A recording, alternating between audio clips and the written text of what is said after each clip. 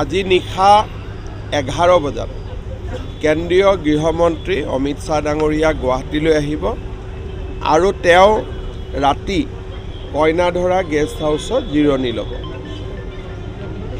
অহাকালি ৰাতিপুৱা 10 বজাত তেখেত শ্বহীদ স্মাৰকলৈ যাব আৰু অসম আন্দোলনৰ জাতীয় শ্বহীদসকললৈ শ্ৰদ্ধাঞ্জলি জ্ঞাপন কৰিব। তাৰ পিছত তেখেত বৰদোৱালৈ যাব। বৰদোৱা বটদ্ৰৱাত মহাপুৰুষ শ্ৰীমন্ত শংকৰদেৱ আবিৰ্ভাৱ ক্ষেত্ৰ তাৰ শুভ উদ্বোধন হ'ব। প্ৰায় 200 কোটি টকাৰে ৰাজ্য চৰকাৰে এখন সুন্দৰ আবিৰ্ভাৱ ক্ষেত্ৰ নিৰ্মাণ কৰি উলিয়াইছে। এই আবিৰ্ভাৱ ক্ষেত্ৰখনৰ আধাৰশিলাও অমিত শ্বাহ ডাঙৰীয়াই স্থাপন কৰিছিল আৰু তেখেতৰ কৰ কমলেৰে অহাকালি এই আবিৰ্ভাৱ ক্ষেত্ৰখনি উদ্বোধন কৰা হ'ব। তাৰ পিছত তেখেত গুৱাহাটীলৈ আহিব। গুৱাহাটী মহানগৰ পুলিচ আয়ুক্তৰ কাৰ্যালয় এটা আধুনিক বিল্ডিং, য'ত নেকি গোটেই গুৱাহাটীৰ ট্ৰেফিক কণ্ট্ৰল হ'ব।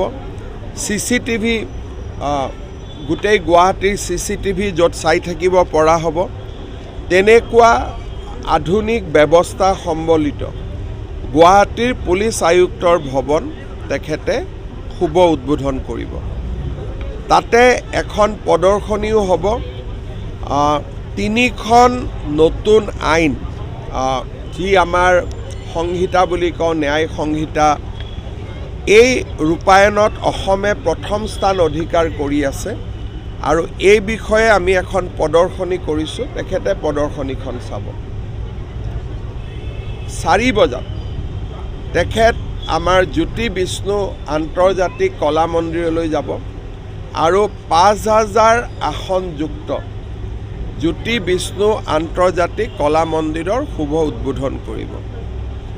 শুভ উদ্বোধনী অনুষ্ঠানত সাংস্কৃতিক কৰ্মী, শিল্পী, সাহিত্যিকসকলৰ উপৰিও বিভিন্ন সময়ত অসম চৰকাৰে হৃদয়যন্ত্ৰ, বন মেৰু, পেলেটছ, বিভিন্ন ধৰণৰ আমি অস্ত্ৰোপচাৰেৰে আৰোগ্য কৰা প্ৰায় 1000 যুৱক যুৱতীও এই অনুষ্ঠানত উপস্থিত থাকিব আৰু ৰাজ্য চৰকাৰৰ এই প্ৰচেষ্টাই 10,000 অতিক্ৰম কৰিলে তাৰো এটা চেলিব্ৰেশ্যন এটা আমি কলা মন্দিৰ উদ্বোধনৰ লগতে কৰিম আৰু তাৰ পিছত গৃহমন্ত্ৰী ডাঙৰীয়া নতুন দিল্লীলৈ উভতি যাব।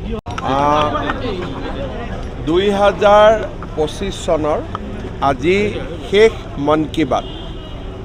আজিৰ মন কী বাত আমাৰ অসমৰ বিভিন্ন বুথত আমাৰ কাৰ্যকৰ্তাসকলে শুনিছে আৰু আজি প্ৰথমবাৰৰ বাবে কাৰ্যকৰ্তাসকলে টিফিনো লৈ আহিছে।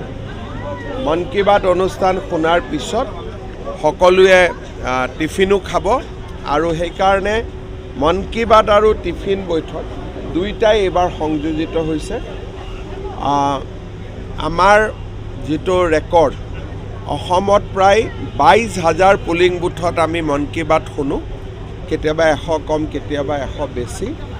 আৰু এই মন কী বাত অনুষ্ঠানে আমাৰ ভাৰতীয় জনতা পাৰ্টিৰ কাৰ্যকৰ্তা আৰু স্থানীয় ৰাইজক যথেষ্ট মনোবল প্ৰদান কৰে।